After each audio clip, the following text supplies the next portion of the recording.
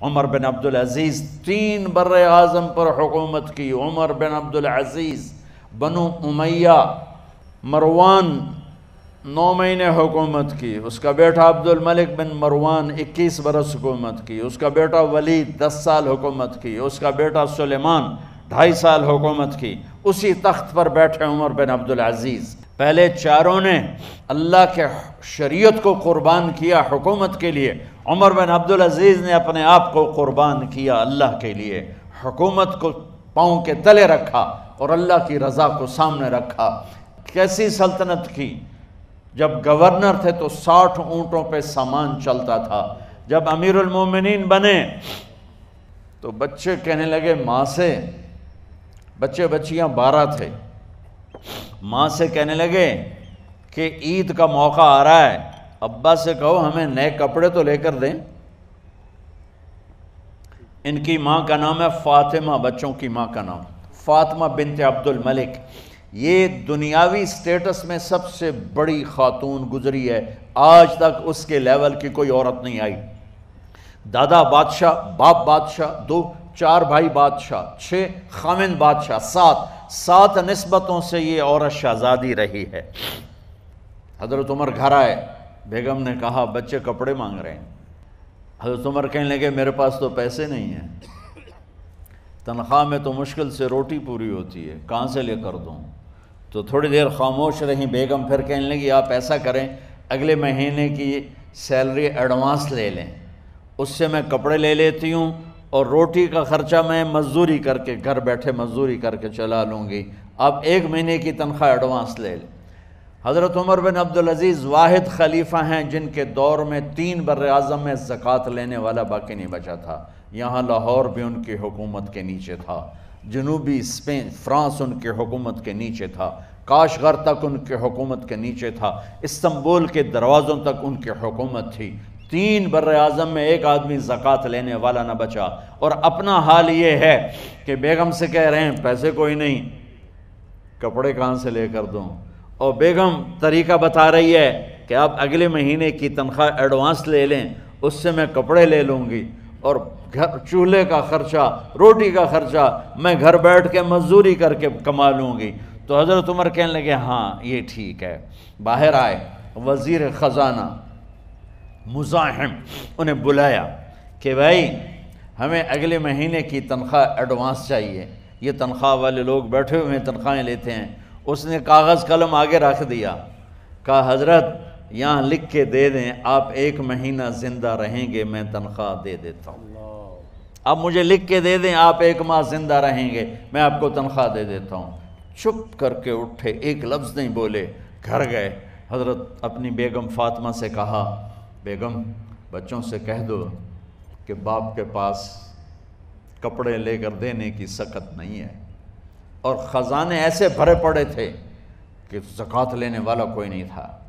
عید کی نماز ہوئی، نماز کے بعد جب ساری فیملی ملنے آئی اور بچے بھی ملنے آئے تو ان کو دیکھ کر ان کی آنکھوں میں آنسو آ گئے.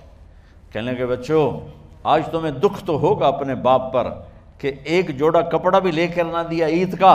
تو ان کے ایک بیٹے نے کہا ابا جان آج ہم بڑے خوش ہیں، ہمارا سر اونچا ہے کہ ہمارے باپ نے مسلمانوں کے مال پہ ڈاکہ نہیں ڈالا، ہمیں قربانی کا بکرا بنایا لیکن مسلمانوں کے مال میں خیانت نہیں کی.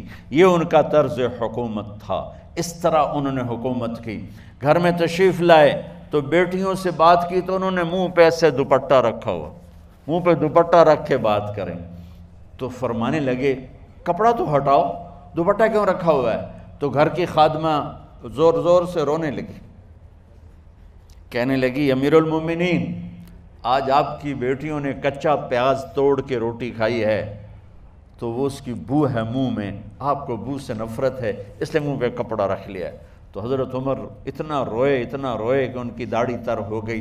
کہنے لگے آخر میں جب تھوڑا آسرے میں آئے کہا میری بیٹیوں تمہارا باپ تمہیں بڑے اچھے کھانے کھلا سکتا ہے لیکن میں جہنم کو برداشت نہیں کر سکتا، میں جہنم کی آگ برداشت نہیں کر سکتا. اب مرنے کا وقت آ گیا. جب وہ گورنر تھے تو 60 اونٹوں پہ ان کا سامان چلتا تھا، اور جب وہ امیر المومنین بنے تو عیادت کے لیے لوگ آ رہے تھے، تو صالح عیادت کے لیے آئے، فاطمہ کے بھائی، کپڑے دیکھے امیر المومنین کے، تو بہن کو ایک طرف کر کے فرمایا، بڑے نیک سرداروں میں سے تھے یہ مسلمہ بن عبد الملک، کہنے لگے امیر المومنین کے کپڑے تبدیل کروا دو، لوگ پوچھنے آ رہے ہیں تو میلے کپڑے اچھا نہیں لگتا، کہا جی بھائی کرواتی ہوں۔ اگلے دن جب وہ حال پوچھنے آئے تو پھر وہی کپڑے تھے، تو انہوں نے ان کو الگ جا کر کہا، بہن میں نے تمہیں کہا تھا کپڑے بدلوا دیتی، کیوں نہیں بدلوائے؟ تو وہ رونے لگیں، کہنے لگی کہاں سے بدلواؤں، جوڑا ہی ایک ہے، جوڑا ہی ایک، کہاں سے بدلواؤں؟ اور حکومت کتنی تھی؟ 3 بر اعظم کی، 3 بر اعظم کی حکومت۔ ہمارا تو پٹواری امان کا نہیں ہے، اور وہ 3 بر اعظم کی سلطنت لے کر ایک جوڑے میں اللہ سے ملنے جا رہا ہے۔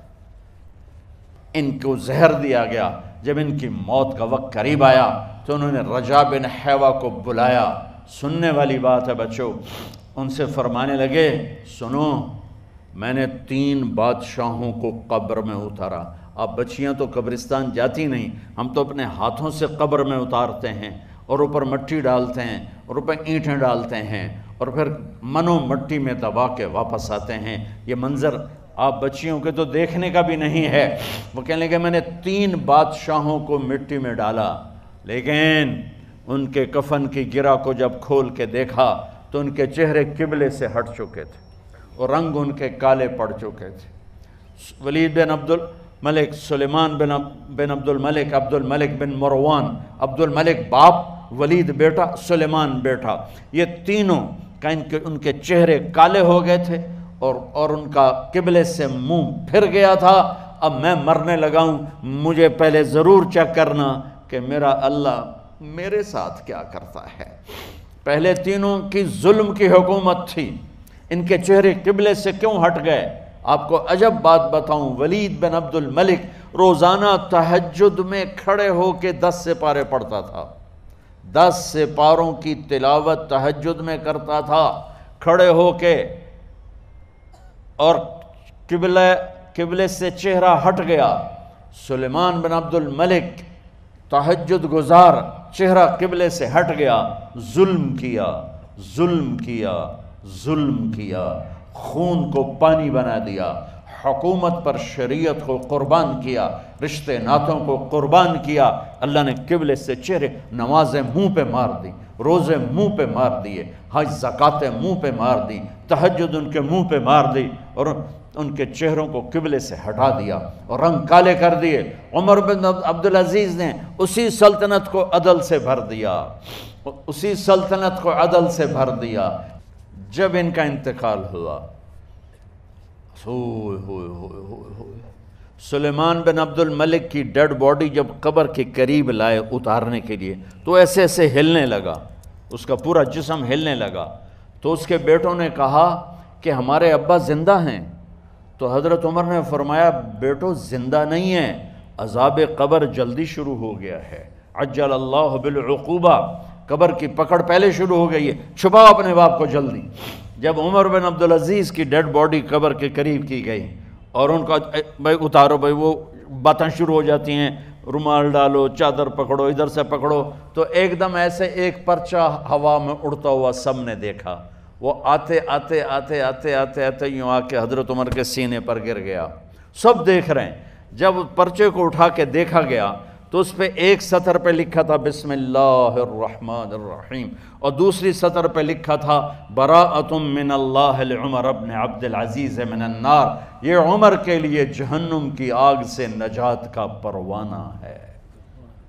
3 بر اعظم کی سلطنت لے کر وہ جنت کا پروانہ لے کر دنیا سے گئے۔ جب ان کو قبر میں اتارا گیا تو انہوں نے رجا بن حیوہ سے فرمایا تھا 3 بادشاہوں کے چہرے دیکھے قبلے سے پھر گئے، رنگ کالے پڑ گئے، مجھے تم نے دیکھنا ہے کہ کیا ہوتا ہے۔ تو رجا فرماتے ہیں جب میں قبر میں اترا اور ان کے کفن کی گرہ کو کھول کے دیکھا تو چہرہ قبلے کی طرف فکس تھا، اور مجھے یوں لگا جیسے 14ویں رات کا چاند قبر میں اتر آیا ہو۔ میرے عزیزو، طلبہ و طالبات، اللہ کو اپنی منزل بناؤ، اللہ کو اپنی منزل بناؤ، اللہ کو اپنی منزل بناؤ۔